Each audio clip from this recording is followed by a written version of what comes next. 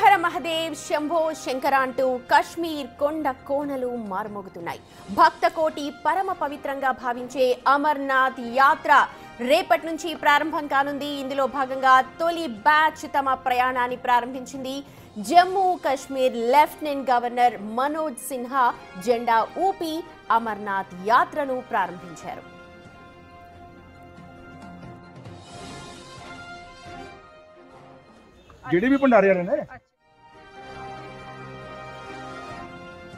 Right, ఇవాల్టి నుంచి కూడా జనాలందరూ కూడా అక్కడ కశ్మీర్ కి చేరుకుంటారు. రేపటి నుంచి యాక్చువల్ గా యాత్ర స్టార్ట్ అవుతుంది. ఇప్పటికే చాలా మంది ఫస్ట్ బ్యాచ్ అందరు కూడా అక్కడికి చేరుకున్నారు. అయితే దక్షిణ కశ్మీర్లో 3880 మీటర్ల ఎత్తులో మంచులింగం రూపంలో ఉన్న ఆ పరమశివుణ్ణి దర్శించుకోవడం మహాభాగ్యంగా భావిస్తారు భక్తులంతా కూడా. అనంతనాగ్ జిల్లాలోని పెహల్గాం మార్గం, గాందర్బల్ జిల్లాలోని బెల్తాల్ రూట్ నుంచి ఒకేసారి ఈ యాత్ర కొనసాగుతుంది. మొత్తం 38 రోజుల పాటు ఈ యాత్ర కొనసాగి ఆగస్టు 9న ముగుస్తుంది. ఇప్పటికే ఫస్ట్ బ్యాచ్ అందరూ కూడా జమ్మూ కాశ్మీర్కి చేరుకున్నారు. జమ్మూ కాశ్మీర్ నుంచి యాత్ర స్టార్ట్ అవుతుంది. సో రేపటి నుంచి యాత్ర స్టార్ట్ అవుతుంది. ఇవాళ ప్రయాణాన్ని ప్రారంభించిన వాళ్ళందరూ కూడా అక్కడ హాల్ట్ చేస్తారు. హాల్ట్ చేసిన తర్వాత రేపు ఉదయాన్న యాత్ర స్టార్ట్ అవుతుంది. ఇప్పటికే అక్కడ అధికారులన్నీ కూడా జమ్మూ కాశ్మీర్ అధికారులు అందరూ ఆర్మీ అందరూ కూడా అక్కడ ఏర్పాట్లను పర్యవేక్షిస్తున్నారు. చూడొచ్చు, ఇప్పటికే అక్కడ టెంట్స్ కావచ్చు, దానికి సంబంధించిన ఏర్పాట్లు అన్నీ కూడా కంప్లీట్ అయిపోయాయి. దాదాపు 38 రోజుల పాటు ఈ యాత్ర కొనసాగుతుంది.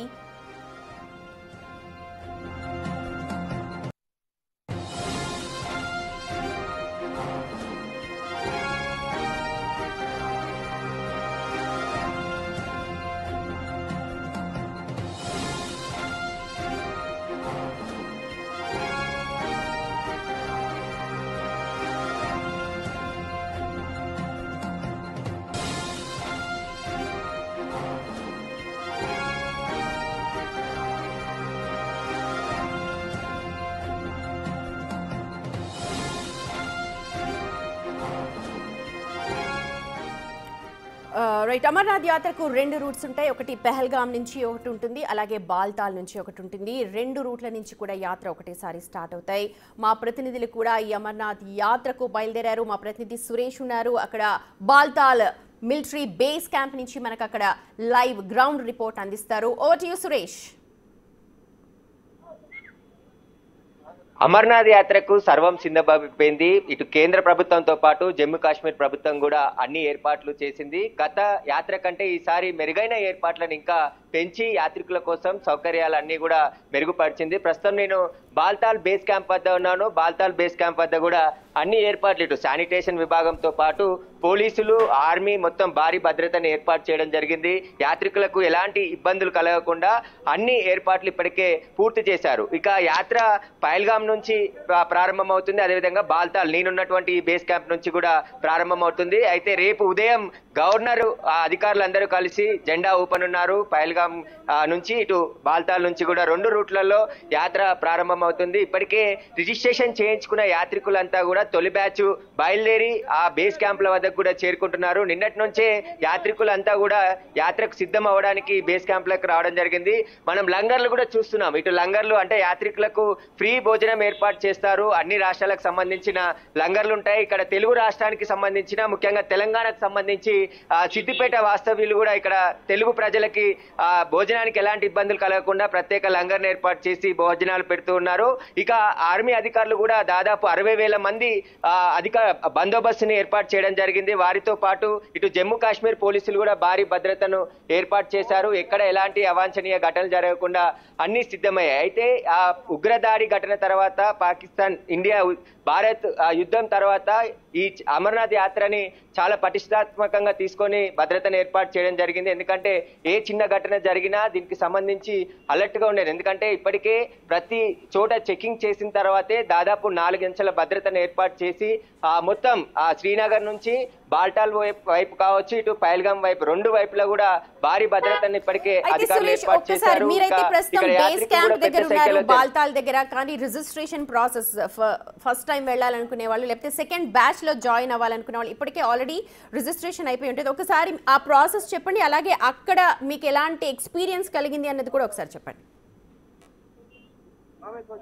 అంటే 3 నెలల ముందే షెయిన్ బోర్డు యాత్రకు సంబంధించిన డేట్ ను ప్రకటిస్తుంది. ఆ తర్వాత ఆయా రాష్ట్రాలకు సంబంధించి JK bank, SBI bank, Punjab national bank లో యాత్రకు సంబంధించిన రిజిస్ట్రేషన్లు ప్రారంభమవుతాయి. ముందుగా హెల్త్ సర్టిఫికేట్ తీసుకోవాల్సి ఉంటుంది. ఎవరైతే 14 సంవత్సరాల పైబడి 70 సంవత్సరాల లోపున్న వారే యాత్రకు అర్హులుగా కండిషన్స్ పెట్టడం జరిగింది. ఎందుకంటే చిన్నపిల్లల్ని, వృద్ధులని, 70 ఏళ్ళు దాటిన వృద్ధులని ఎవరిని కూడా అనుమతించారు. కాబట్టి వారంతా ఫిట్ గా ఉన్న చెప్పి వారు హాస్పిటల్ నుంచి, ప్రభుత్వ హాస్పిటల్ నుంచి హెల్త్ సర్టిఫికేట్ తీసుకున్న తర్వాత బ్యాంక్ లో ఏదైతే యాత్రకు సంబంధించిన పర్మిట్ కార్డు తీసుకోవాలి ఉంటుంది. ఆ తర్వాత వాళ్ళకి ఒక డేట్ ఇస్తారు. అంటే 3వ తారీఖు నుంచి యాత్ర ప్రారంభం అవుతుంది కాబట్టి ఆగస్టు 9 వరకు కూడా ఈ యాత్ర కొనసాగుతుంది.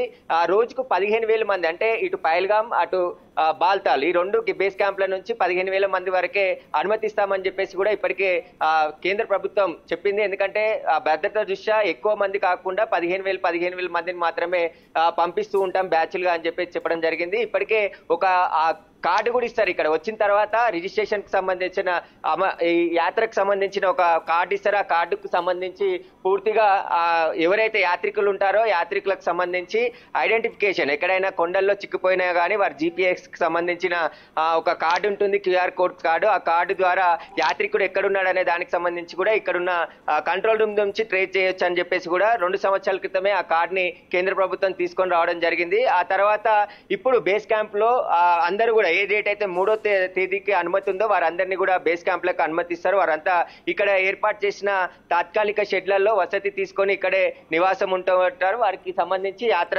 ప్రారంభమైన తర్వాత అక్కడికి వెళ్తారు. ఇక ఆర్మీ అధికారులతో పాటు జేకే పోలీసులు కూడా భారీ భద్రతని ఇక్కడ ఏర్పాటు చేయడం జరిగింది. ఇక తెలుగు రాష్ట్రాల నుంచి కూడా యాత్రికులు ప్రతి సంవత్సరం ఇక్కడికి వస్తూ ఉంటారు. వసతులు, సౌకర్యాలు పెరుగుతుండడంతో దేశంలోని అన్ని రాష్ట్రాల నుంచి కూడా ప్రజలు వస్తున్నారు.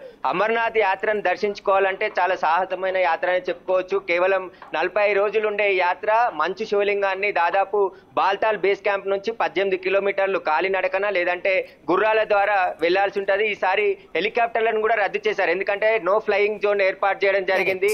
ఇక్కడ యాత్రికులు కూడా ఉన్నారు. తెలుగు యాత్రికులు ఎక్కడి నుండి వచ్చారు మీరు? మేము హైదరాబాద్ నుంచి వచ్చినాం. రైట్. జై బోలో బాబా బర్ఫానీకి జై, బం బం బోలే. ప్రతి ఏడాది మేము దాదాపు 10 సంవత్సరాల నుంచి మా పెద్దల వారితో అందరితో కలిసి 10 సంవత్సరాల నుంచి బాబా బర్ఫానీని దర్శనం చేసుకోవడానికి వస్తున్నాము. అయితే యాత్రకు 2-3 మంత్స్ ముందు నుంచే వాకింగ్ చేయడము. ఇది దాదాపు 18 కిలోమీటర్స్ మొత్తం మౌంటైన్సే ఉంటాయి, మొత్తం కొండలే ఉంటాయి. కొండలు ఎక్కిపోవడము అంత ఈజీ కాదు. అందుకే 2-3 మంత్స్ ముందు నుంచే మేము ప్రాక్టీస్ చేసుకొని. అయితే యాత్ర రేపు ప్రారంభంగా అవుతుంది కాబట్టి ఇప్పటికే యాత్రికులంతా సిద్ధమైపోయారు. రేపు అధికారికంగా రేపు అక్కడ జెండా ఊపి యాత్రికులను అనుమతిస్తారు. Over to studio. Right Suresh.